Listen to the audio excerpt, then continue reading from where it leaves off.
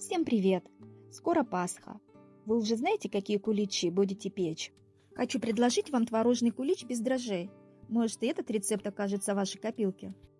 Кулич получается ароматным, влажным и плотным. Кстати, на разрезе не совсем видно структуру кулича, и лучше видно на разломе. Посмотрите. А украшать будем сахарной глазурью, которая не липнет и не трескается. Сок из одного апельсина процеживаем через сито.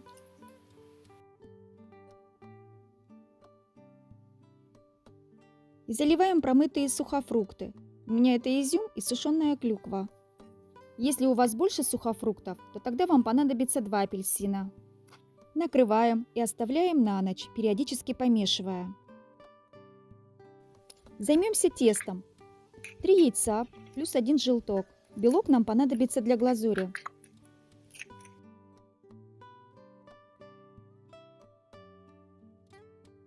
Неполный стакан сахара. Стакан у меня объемом 250 мл. 2 столовые ложки ванильного сахара. Как его приготовить, рецепт есть на моем канале. Взбиваем все до белой пышной массы.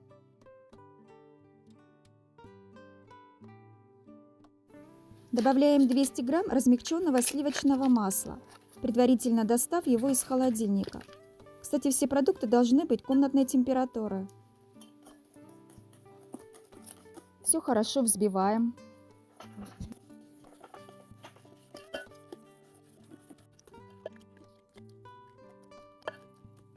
В яичную смесь высыпаем творог. Нам понадобится 400 грамм.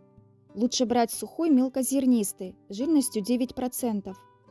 Чем жирнее творог, тем вкуснее куличи. А если творог крупный, то измельчаем его в блендере. Главное, не перетирайте, не делайте из него пасту. Вся прелесть в том, что когда кушаешь, понимаешь, что это творожное тесто. Натираем цедру одного апельсина. Вот такой лысый апельсин. Теперь из этого несчастного апельсина выжимаем сок. Процеживаем через сито творожную смесь. Все хорошо перемешиваем. Можно миксером пару минут на средней скорости.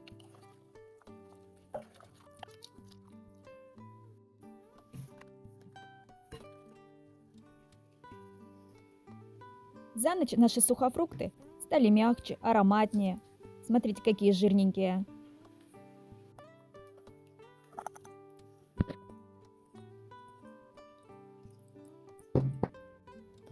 Процеживаем через сито и перекидываем на бумажное полотенце.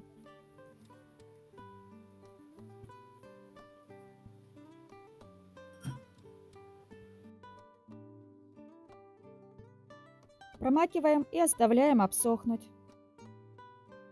Отдельно смешиваем примерно 450 грамм муки, пол чайной ложки соли, 4 чайные ложки разрыхлителя.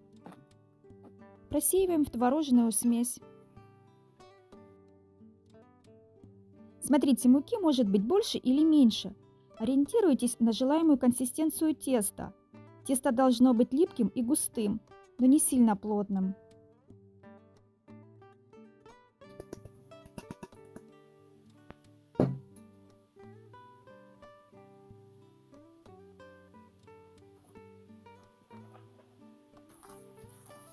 Хорошо перемешиваем, но недолго, пока вся мука не впитается в тесто. Долго вымешивать не надо. Обсохшие сухофрукты обваливаем в муке. Перекладываем в стакан или в банку. Накрываем крышкой. Встряхиваем. Так у нас каждая ягодка будет в муке. Очень удобно.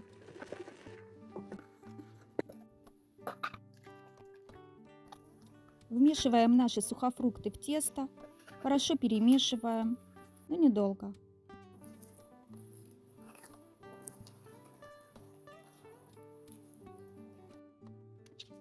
Формочки смазываем растительным маслом. Можно и не смазывать, но я смазываю. У меня 3 формы 110 на 85. А если у вас металлические формы, то смазываем маслом и присыпаем мукой или сухарями. Наполняем тестом формы, так чтобы тесто было чуть больше половины. Берем форму с тестом и стучим об стол, чтобы тесто заполнило весь объем формы. В готовых куличах не было пустот. Сверху смазываем маслом, слегка придавливая тесто. Выпекаем около часа в разогретой духовке до 170 градусов. Сразу не вынимаем, выключаем и оставляем еще на 10 минут. Вот такие симпатичные и румяные. Пока куличи остывают, приготовим чудесную глазурь. Взбиваем оставшийся один яичный белок.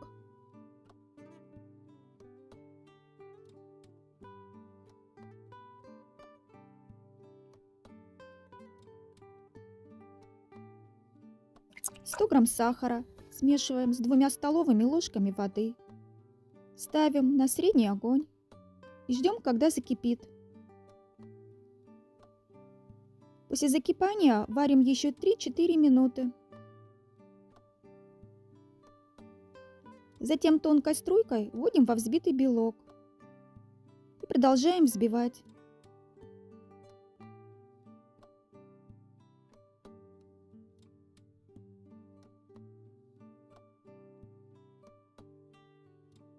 Глазурь готова, можно украшать куличи.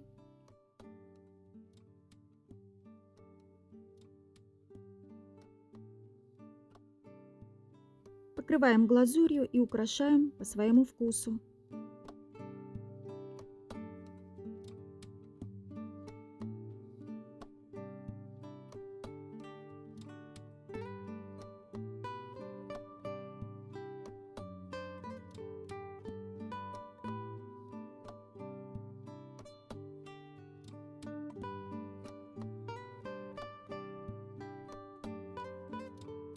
Такие куличи я пеку каждый год.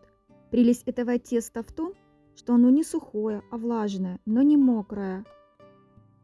И долго не черствеет.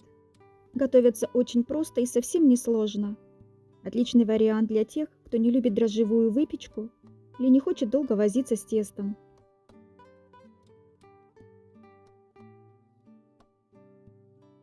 Готовые куличи можно обернуть в пищевую пленку и хранить в морозилке неделю. Еще много вкусных и полезных рецептов на моем канале. Подписывайтесь, жмите лайк. Мне будет очень приятно, если рецепт вам понравился. Вкусных вам куличей и хорошей светлой Пасхи!